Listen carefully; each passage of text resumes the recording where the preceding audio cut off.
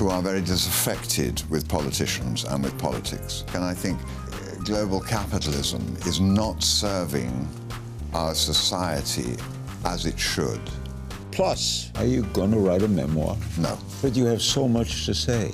I have so many things that distract me in life. You know, I have to walk the dog, I have to go and see the horses, I have to make sure the boat isn't blowing off. Oh, Jeremy, I have to do the garden, I have to look after my wife. All next on Larry King Now.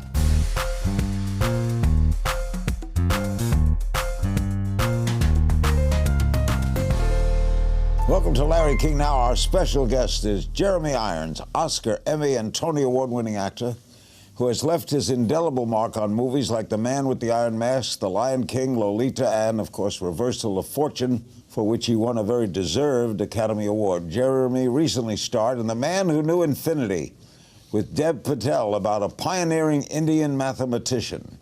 The movie came out earlier this year, but everyone is talking Oscar. Are you surprised at that? I'm delighted. It's a wonderful movie in that it's relatively what I would call old-fashioned. It's like the movies we used to make, but it's got a tremendous heart to it. No computers, no graphics, no bombs going off? No. It's just about a relationship between these two mathematicians, and one is Indian, young man, one is a sort of fusty old Cambridge professor. True story, set just before the First World War, but a really delightful film. The director, this particular director, Matthew Brown, had wonderful passion for this story. And when I met him, and I read the script and liked it, met him, and I thought, someone with this amount of passion to tell a story, something good's going to come out of it. And it just worked. Now, it came out earlier this year. Yeah. The Academy came out very earlier, like January, February, right? Now the Academy is talking about it. People are talking about nominations for you, for The Star, for others. Are they going to re-show it in movies? If we get some sort of nomination for the movie, then yes, sure, it'll be out there again. And it deserves to. I mean, it's done well in this country, but it could do even better. But it's not. I mean, yes, an intelligent movie. Yeah. It's a movie for grown-ups. And I think we're a bit short of those movies. Did you like the character you played? I did. He was a mathematician, and I am not a mathematician. And for me, mathematics is very dry and boring and something I wasn't good at. But the character I play, called G.H. Hardy, he was a lecturer, a professor at Cambridge, and he wrote a short book called A Mathematician's Apology. And I read that book, and I thought, he has a complete passion for pure mathematics, which is almost an art.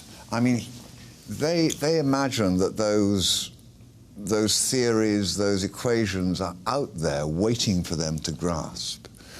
And the mathematics that Ramanujan, this young Indian man, who used to dream the theories, and in the morning he'd wake up and he'd write them down. And those theorems are still being used, or are being they're proving them at the moment to prove black holes, to prove the string theory. I mean, it's up to the date and wow, extraordinary. How did you like working with that young man? Dev Patel's great. He's great. I mean, he's young, enthusiastic, a lot of fun. We enjoyed each other. You played someone that I knew well, Klaus von Bülow. Aha. I used to interview him. Right. You became him. Well. Did you spend any time with him? No, I never. Because you had him down. Well, that's nice of you. I watched him. I mean, I watched him on your interviews. I watched him on Barbara Walters' interviews. And sort of from that and how he behaved, I tried to get a feeling of him. I watched a lot of the filming of The Case, because of course that was all televised, and just saw how he behaved. And from that, tried to get inside him. I talked a lot to John Richardson, who I'm sure you know. Yeah. John and he were close friends. And John gave me the lowdown a bit about him. When you're playing someone who is a real-life character that you see, is that harder? You have to blank them out. Because that's why I didn't meet him before I made the movie. because I didn't want to meet someone else who said they were Klaus von Bülow. I was Klaus von Bülow.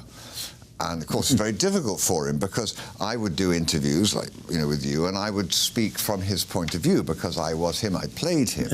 And I get these little postcards from him, closely written, saying, no, I don't believe that, I don't think that, I'm not like that, whatever, sort of contradicting what I'd said. And I still have those postcards. But I actually met him about 3 years after we'd finished shooting. I met him at Paul Getty's house. Paul is a neighbour of mine in England, or was, before he died. And he would have a cricket match on Saturdays, I think it was. And my son, who was at that age, at that time about 10, he said, Dad, there's a footballer playing cricket down at, could I love his hat, get his autograph. So I said, fine, we'll go down for tea, which they always had in the interval of the match, and we'll get this guy's autograph. So I go down with Sam, my son, and when I get there and I go into the pavilion, and Paul's there, and he says, listen, Klaus is here. He's in the library looking through the he said, I quite understand if you want to go, because I know you've never wanted to meet him. I said, well, no, the film's finished, you know, I'll meet him. I'd be very happy to. So I'm standing in the pavilion looking out at the game, and there's a back entrance to the pavilion, and I hear this voice behind me saying, you'll see I'm not fat. And I looked around, it was Klaus, and I said, I never said you were fat. I said, you were bigger than me, which he is. He's a bigger man than me, you know, and he said, oh. And then we went and sat down on a bench looking at the cricket, and he said, are you still in touch with Alan Dershowitz? And I said, no, I haven't seen him since we made the movies. Oh. I said, I understand he's representing Leona Helmsley and Michael Tyson at the moment. I said, yeah, I'd heard that. He said, you haven't been asked to play either of them, have you? And I said, no. I thought Mike Tyson was maybe beyond my range, but I'd have a crack at Leona. The movie is The Man Who Knew Infinity. Our guest is the incredibly talented Jeremy Irons. We'll talk politics, the state of the industry after the break. Our guest is the great Jeremy Irons. We'll be showing you clips from The Man Who Knew Infinity. And again, the buzz is out about this movie, that there are Academy Awards in the making. You would be supporting actor, right? I would be supporting actor, yeah. So you won for being a main actor? You won for being a supporting actor? Well, maybe we'll be nominated. Okay. Maybe nominated. And you won an Emmy? Yeah. And you won a Tony for the theater? I think I won a couple of Emmys. Yeah. All you need is a Grammy. A Globe. And you could do one of the talking books, win a Grammy, and then you got them all. I recorded Lolita. Actually, it was a great recording of the book. And we won the Audiobooks Award or whatever, but not a Grammy, which is a shame. But next year, the BBC, I've recorded all of T.S. Eliot's work. Really? Yeah. And the BBC are putting it out on New Year's Day, throughout the day. And I hope that we will find an American company who will put it out on CD, so that we can put ourselves up for a Grammy. Did you train your voice? No. I just smoke. Yeah, me too. Just smoke. This episode won't air until after the United States election. We want to be close to the nominating time. Yeah. What are your thoughts about what's happened here in America in this election year? Well, I think a lot of things are happening which has caused what is happening during your election. I think there are an enormous number of people in this country and in England and in Europe who are very disaffected with politicians and with politics. I think the canary is coming home to roost, so to speak, and I think global capitalism is not serving our society as it should. There are too many people without jobs. There's too big a gap between the rich and the poor. And the governments, certainly in our country, they don't seem to have the power to address that. They're so keen to keep industry there. They're so keen in London to keep London as a financial centre, so they want it to be unregulated. And unregulated capitalism, you know, I've always thought that capitalism is like water. We need it to live, but it can drown us. Well said. And I think there's an element of that happening. And so, when you get this disaffection with politics, then I think you get people like we had a man called Nigel Farage at home, which led to our Brexit. You have Donald Trump, who speaks what I call barhouse language. He speaks to the guys on the street. And no one's ever happy with government. But Donald has charisma, and he speaks everybody's language. He doesn't know nothing, I think, about politics, but he knows what's wrong, some of the things that are wrong. But he called himself the American Brexit. Yeah, well, I think there is indeed a parallel there. What do you think of Bob Dylan winning the Nobel? I think it's wonderful. I think it's wonderful. He is a great poet. His lyrics have seeped into the lifeblood of a generation or more. I also think it's great that he's gone to ground. The Irish Times recently quoted you as saying, "The film business has changed hugely. You seem to spend about 30% of the time producing the films and 70% of the time talking about it." Mm. Why? Why is that? Yeah. I think it's because there's more competition. You know, there's so much on screen now, whether it be the wonderful work that's happening on cable television. You can download everything now, whenever you want it. And so the marketplace is much more crowded than it used to be. And the fact you're releasing a film could go by unnoticed.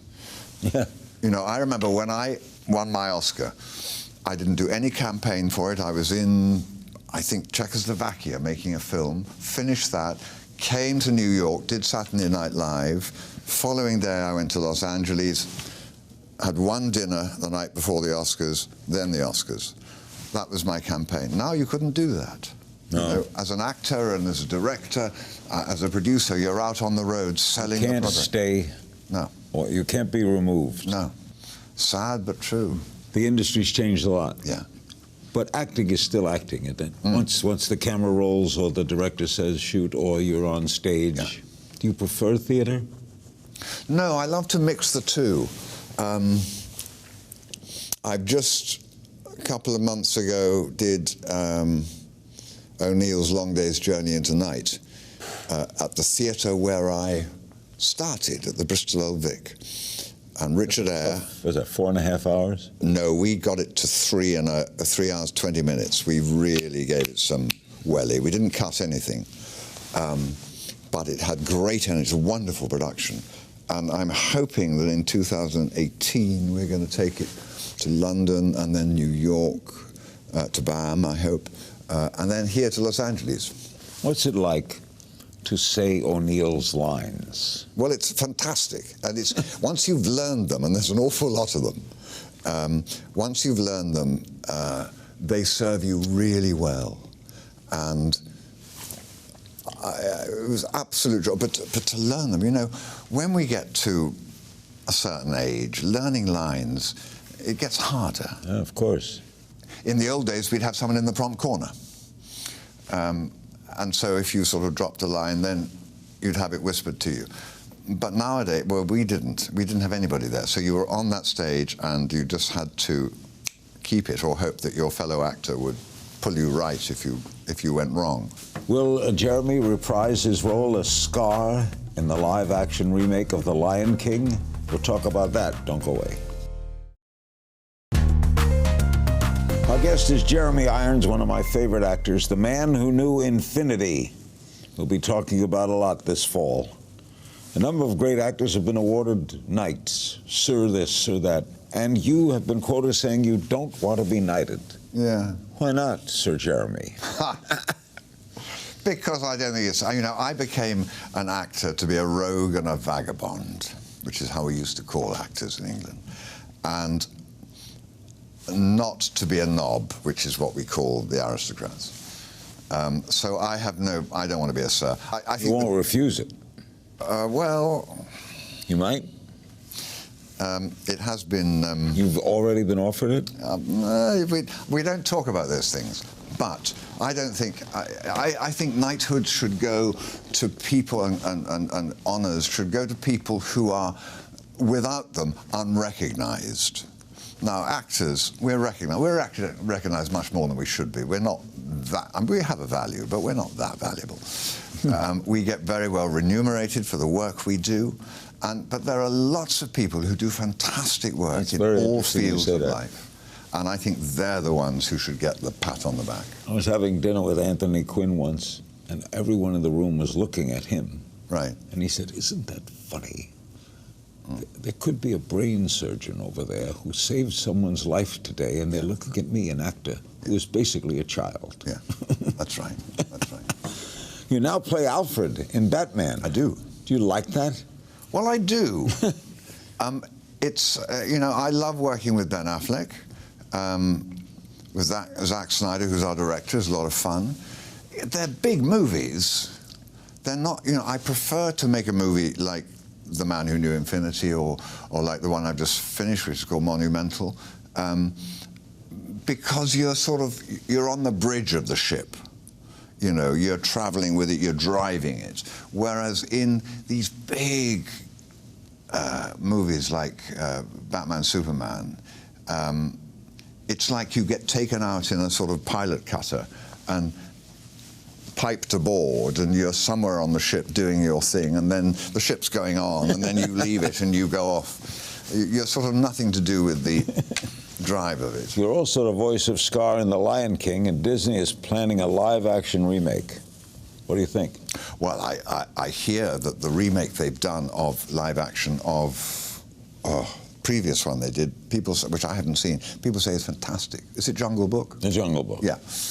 They say it's fantastic. So, yeah, I look forward to seeing it. They haven't approached me yet. I don't know who else will play Scar. Maybe some whippersnapper from somewhere will come. You're going to speak at the Oxford Union? I am. What is the subject of your address? I'm becoming Chancellor of Bath Spa University, and I'm being inaugurated at the end of next week, and I'm just doing that speech at the moment. I'll see how that goes. Do you have to attend school? Do you have to teach? No, I don't teach. I'm the sort of figurehead. Are you going to write a memoir? No. Why not? Because anything worth happening I couldn't possibly write about. But you have so much to say. But who cares? Oh, come on, people care. You're a wonderful actor, and you have a lot to say, and you've lived a hell of a life.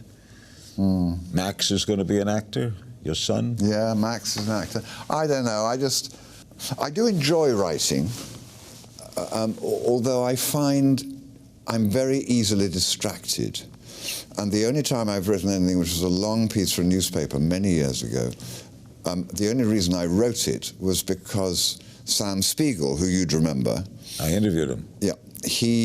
I was about to do a movie for him, and I needed just to get out of the country, I think, for a week for some tax reasons or whatever. And he said, go down to my place in Saint-Tropez, stay there for a week. And I was on my own there with a staff of 3 or 4 who would cook for me and do everything. So I had nothing to do, and I just sat and wrote. And food would come, and then food would go, and I'd keep writing, and food would come, and food would go. And it's like that week lasted 10 minutes. It was extraordinary, and I really loved it. And I'd love to do it again, obviously longer than a newspaper piece. But I have so many things that distract me in life. You know, I have to walk the dog, I have to go and see the horses, I have to make sure the boat isn't blowing off. Oh, Jeremy. I have to do the garden. I have to look after my wife. So sorry for you. No, but you know what I mean, because your life will be similar. We have all these distractions. Yeah, and if I could get myself in a soundproof box with some packs of cigarettes. But you'd find a way to be. You still smoke? I do, I'm afraid.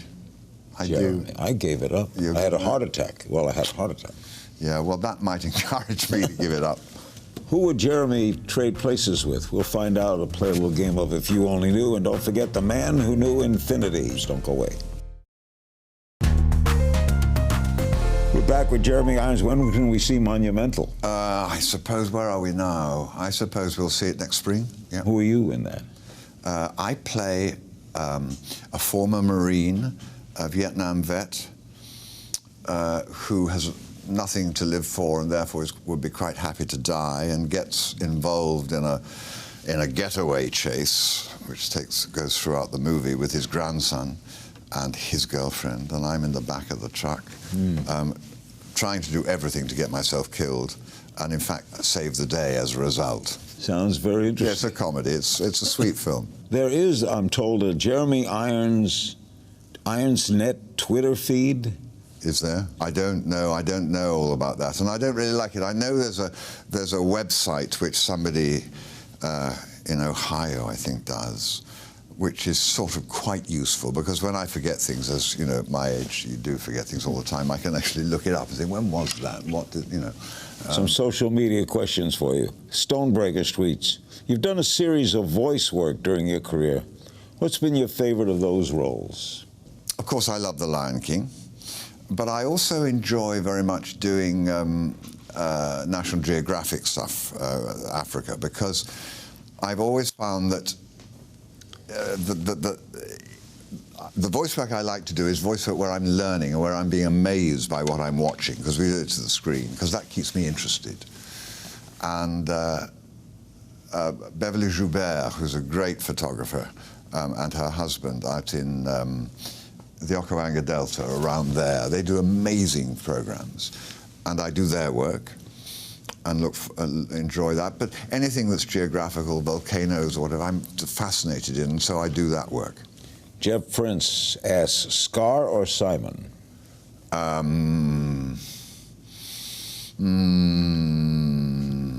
Simon's better built.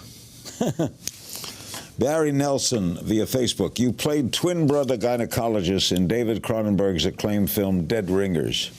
Do you have any special memories or reflections on your work in that movie? Well, I do. I have very happy memories of working with David Cronenberg, who really makes you feel that it's a joint effort. I remember being very worried about making it, because you know there's so many technical things when you're filming that can get in the way of the performance. Also enhance it, but can distract you from. And when he came and asked me to play two identical twins, I thought that's going to be a logistical and technical nightmare. And we went over to Toronto, and we spent a day working with video camera, but with the same technique we were going to use on film.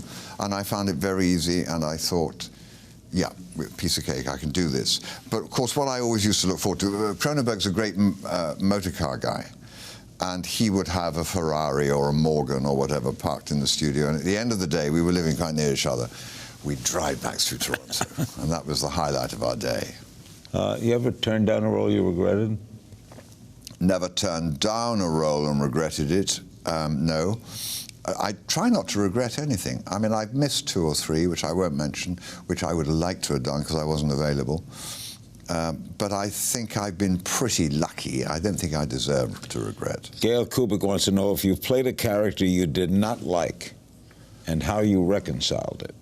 Well, you have to like them. You have to like them. So you get inside them, and you are them. We play a little game of You Only Knew. I just throw some things at you. Oh, my God. When are you the happiest? I'm happy when I'm in balance. It's normally when I'm in my garden or with my dog or with my family, with just a few people. Happiness comes at you like a scent, unexpected. I remember landing after a long time in America in my garden about 6 o'clock in the morning. I caught an early flight which landed very early, and the house wasn't awake yet, and I knew my family were in the house, and I was wandering through the garden, and the dew was still out on the roses and on the grass, and the smells were wonderful as the sun began to creep through the garden, and I thought, it doesn't get better than this. Guilty pleasure? Oh, my smoking, I suppose. Last great book you read? I'm so bad at remembering names of books. I'm really great. You don't have to remember. No, I forgot. It's not a quiz. It's not, that's right. No prize at the end of this. What? No prize. No what? Prize. My love. Your love. A place you've never been to you'd most like to go? Well, I've never been to Africa. Despite all the National Geographic stuff? No, never been there. I've been asked. I mean, I've been to South Africa and I've been to southern Morocco, but never the bit in between. So I'd like to do that. First play you saw? First play I saw, I think it was a musical. I think it was by Julian Slade. And I think it was, or was it My Fair Lady? No, I think it was a musical called Follow That Girl. We used to go, I lived in the Isle of Wight, and Dad used to take us to London for sort of Christmas treats normally, and we'd go and see a musical. And I think My Fair Lady or Follow That Girl was... Secret talent? My secret talent? Well, I'm very, very good on a comb with toilet paper. I can do good sounds with it. You know, we could bring back My Fair Lady and you could star. I'd love to. As I said, sing it. I don't have regret. Well, I've done it. I recorded it with Kira Kanawha, which I think you can find online, with a wonderful cast. Warren Mitchell, John Gielgud, Kira Kanawha, me. We recorded it with the London Philharmonic, I think. Why can't a woman? Why can't a woman be more like like a man? Yeah, so that's out there. I would have loved to have done that show. I think I'm too old now, you know. He should be about 35. Really? Well, he should be. Rex played him older, but... What frightened you the most? Not challenging, not being challenged. A character you most enjoyed playing? Oh, I loved playing Richard II when I played him on stage. I loved playing, what's his name in The Real Thing in the Tom Stoppard play. Oh, Henry. That's a good play. With Glenn Close, yeah. Historic figure you wish you'd met? Well, I'd miss a historic figure. I'd like to talk seriously to Jesus. Like, were you the son? Do you think you were the son? Don't care about that. Just, you know, what are your hopes for the future? What do you make of what we've done with the planet? Yeah. What talent do you most envy in others? I'd love to be able to play piano. I play a little bit, but not well. I think mimicry. I'd love to be a good mimic. Kevin Spacey, for example. Oh, fantastic mimic. Bobby Darin, he's unbelievable. Yeah. Who would you trade places with for a day?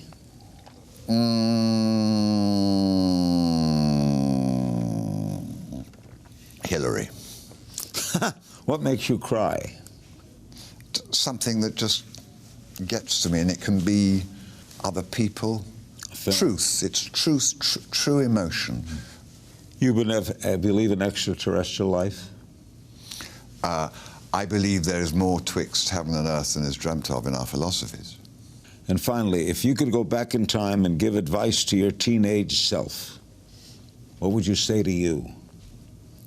Take a little bit more care of your friends. It's always great talking. Next time, not too much time between. Please. Thanks to my guest, Jeremy Irons. Don't forget, The Man Who Knew Infinity. It's going to be up for awards. We hope it gets them, and you'll be seeing it again in theaters. You've seen some clips in this show. You can find me on Twitter at King's Things, and I'll see you next time.